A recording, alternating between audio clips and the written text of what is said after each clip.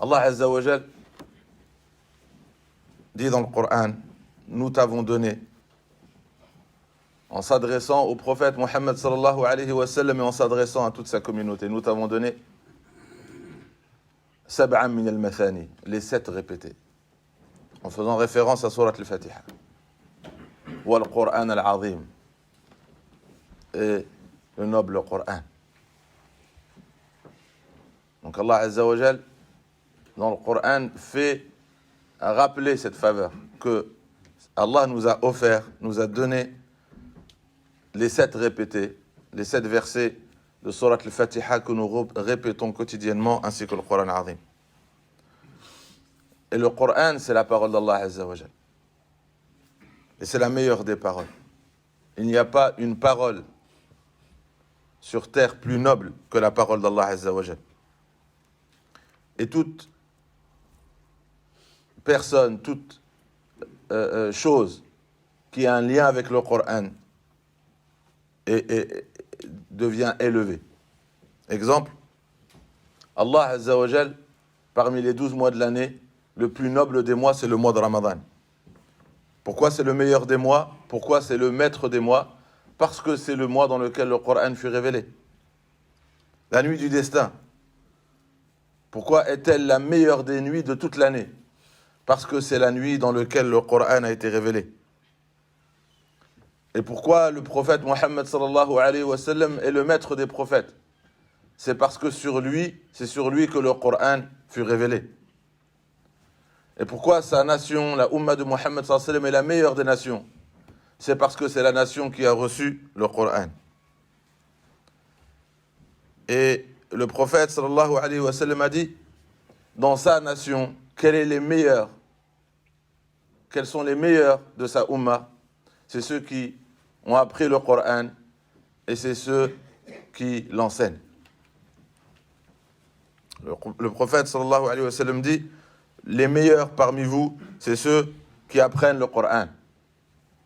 C'est ceux qui apprennent le Coran et c'est ceux qui l'enseignent.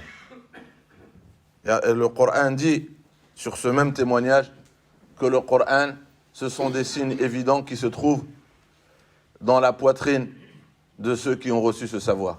Le Coran, il se trouve où? Ce sont des signes, des preuves évidentes qui se trouvent où? Dans la poitrine de ceux qui ont reçu ce savoir, qui est la révélation. Et le prophète sallallahu alayhi wa sallam, en disant cela, il dit à sa communauté que les meilleurs de sa communauté ne sont pas ceux qui ont des statuts élevés dans la société, qui ont une position élevée et importante, ou ceux qui sont riches. Non, il a éduqué la communauté à voir que les meilleurs parmi nous, c'est ceux qui ont une relation avec le Coran, c'est ceux qui apprennent le Coran, c'est ceux qui enseignent le Coran. Le prophète sallallahu alayhi wa sallam nous dit, Allah Azza wa Jal, sur terre, parmi les gens, Allah, il a des proches. Il a des proches. Muqarrabin, ahlin, muqarrabin, des proches, des intimes. Les Sahaba, ils ont dit, c'est qui, ô messager d'Allah? Sur terre, c'est qui les proches de Dieu? Ceux qui sont, en arabe, ahlin, on peut traduire par famille. Famille. Mais c'est quoi le sens de la famille? C'est ceux qui sont les plus proches de toi, où il y a une connexion forte avec toi. Donc on peut traduire par famille, on peut traduire par proche, des proches. Ils lui ont dit, c'est pour ça même quand on dit la famille, c'est qui tes proches? Ils ont dit, c'est qui au messager d'Allah? Il a dit, Ahlul Qur'an. Ceux qui sont proches du Coran, c'est ceux qui sont proches d'Allah. Ceux qui sont proches du Coran, c'est ceux qui sont proches d'Allah. Ceux qui sont connectés au Coran, ils sont connectés à Allah. Il a dit, Ahlul Qur'an. Ceux qui sont proches de Dieu, ce sont ceux qui sont proches du Coran. Wa khassatuh, et ce sont ces privilégiés. Allah leur réserve des privilèges de par leur connexion et leur proximité du Coran. Et ça encourage chacun et chacune d'entre nous à être proche du Coran, pour être proche de Dieu, d'avoir cette connexion forte avec le Coran, pour avoir cette connexion avec Allah Azza wa Jal. Et cela apparaîtra le jour du jugement.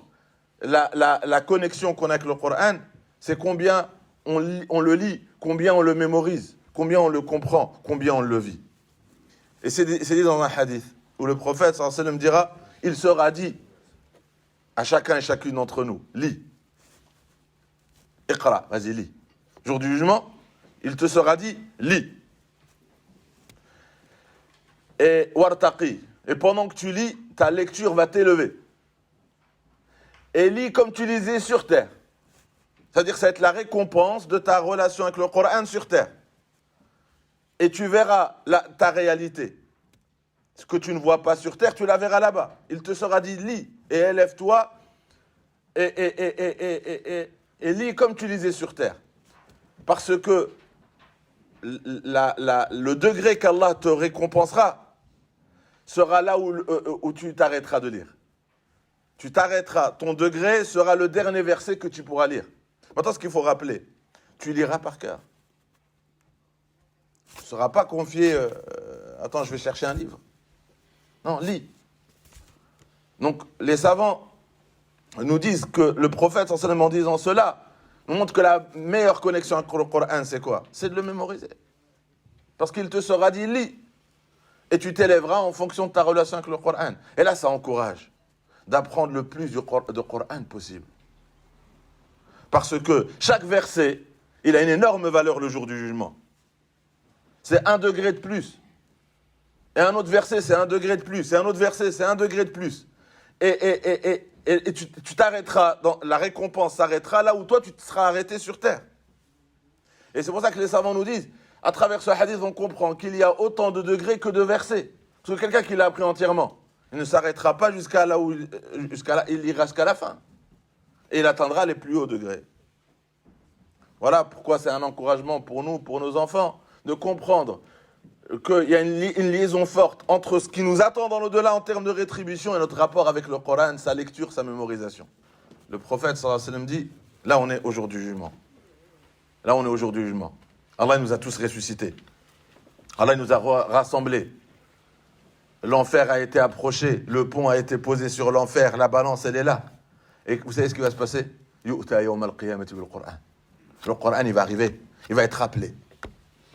Le Coran Karim va être appelé le jour du jugement. On sera là, mais le Coran Karim, il sera aussi là. Et il va arriver. Vous savez, quand il va arriver, qui va le suivre, qui va être derrière lui? Sa famille, ses proches. On a dit quoi tout à l'heure? Allah sur terre, il a des proches. Ce sont ceux qui sont proches du Coran, qui sont toujours en compagnie du Coran. Dans la lecture, dans la mémorisation, dans la compréhension, dans la pratique. Ils ont cette proximité. Ben, le jour du jugement, quand on va être ressuscité, le Coran il va venir. Quand il va arriver et il va être suivi par qui? Par ses proches. Yu'ta yawm al-qiyamati bil Qur'an wa ahlihi. Et ses proches. Et le Coran, et le prophète sallam définit. C'est qui ses proches? Alladhina kanu ya'amaluna bihi fi dunya. Ceux qui le pratiquaient, ceux qui le suivaient sur terre. Et quand il avancera le Coran, il aura ses proches, ceux qui étaient proches du Coran, qui étaient les compagnons du Coran. Il sera leurs compagnons là-bas, parce qu'ils étaient les compagnons du Coran ici. Devant, il y aura Surat al-Baqarah ou Ali Imran.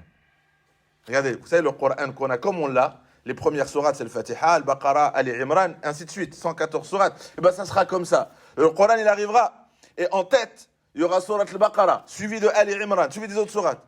Et ils feront quoi? Il va te mettre derrière lui et c'est lui qui va parler pour toi devant Allah. Vous savez, tuhajjan, c'est quand quelqu'un il te représente, quelqu'un il est ton avocat, quelqu'un il parle pour toi. Il dit, moi je vais m'occuper de toi. Et il y a plusieurs versions, mais je vous donne un peu rapidement. Et le Coran dira, oh Allah, honore-le comme il m'a honoré. Oh Allah, récompense-le. Oh Allah, couronne-le. Oh Allah, habille-le. Oh Allah, laisse-moi le prendre dans le paradis. Et c'est le Coran qui va te prendre lui-même jusqu'à te faire rentrer au paradis.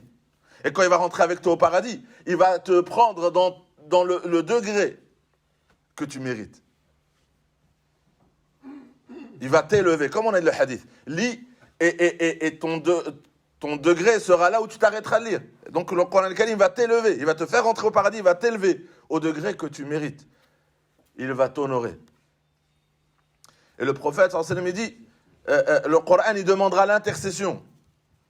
Allah, pardonne-lui. Allah, accorde-lui ta miséricorde. Tuhajjan, c'est-à-dire c'est lui qui parle pour toi. C'est lui qui argumente pour toi. Et il ne le fera pas que pour toi. Dans des hadiths, il le fera pour tes parents.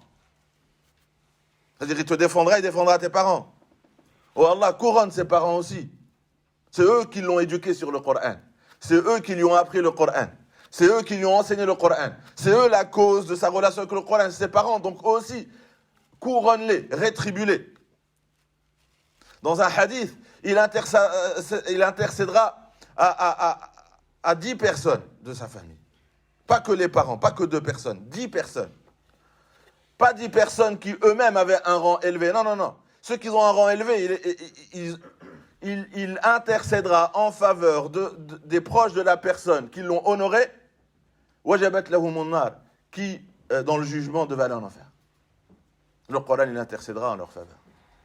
Et là, ça montre que notre rapport avec le Coran, c'est on joue notre destinée dans l'au-delà. Notre rapport avec le Coran al-Karim, c'est passer à côté de tout ça.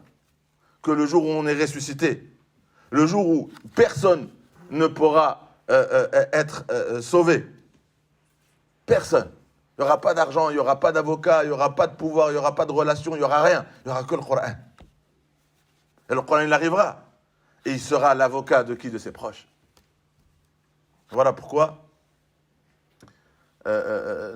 être proche d'Allah, c'est être proche du Coran. Être proche d'Allah, c'est être proche du Coran. Et c'est un rappel pour chacun et chacune d'entre nous sur la lecture du Coran, sur la mémorisation du Coran, sur la compréhension du Coran, sur la pratique du Coran. Et sur la transmission, l'enseignement à ses enfants. Parce que, en tant que parents, on va gagner. Ils pourront intercéder en notre faveur s'ils ont une meilleure relation avec nous que le Coran.